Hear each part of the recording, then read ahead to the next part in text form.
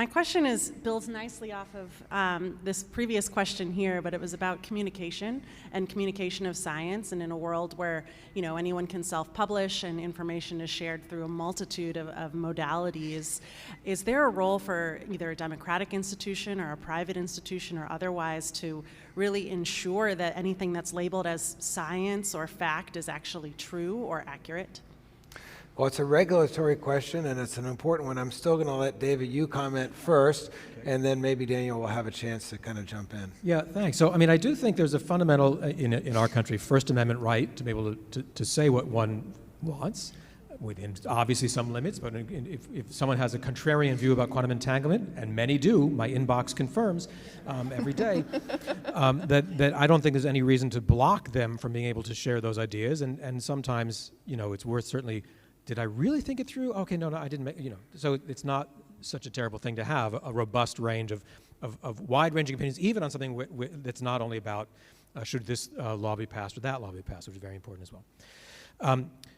So I think it comes back to very much, I think, just like what Danielle was saying, there are imperfect, evolving, but existing routines that experts learn to rely on, right, through our training. It's not such a shock. Peer review is imperfect, but it's built for some of these kinds of roles.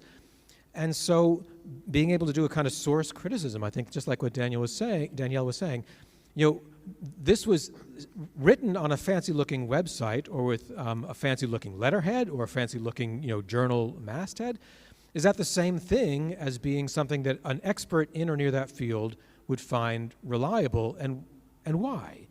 And it's usually not only about, how nice the graphics are on the website, right? Usually not.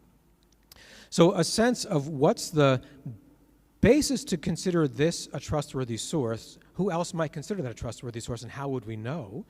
That's something that's not like it's, inscrutable. We train people within our admittedly small circles to get better at that kind of all the time. How do we share that more broadly? One thing we can try to do is just do more of it ourselves, flood the market, right?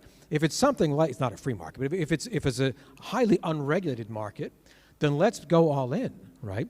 Same thing with this question about, if we know there are remarkably well-organized, often well-funded disinformation campaigns, I think saying, how dare you, is an appropriate first reaction. The second reaction is, well, that's a political campaign. We're living in a political world. What's our political campaign going to be instead? One campaign might be to say, let's do lots more carefully prepared, vetted public engagement from lots of people and lots of media.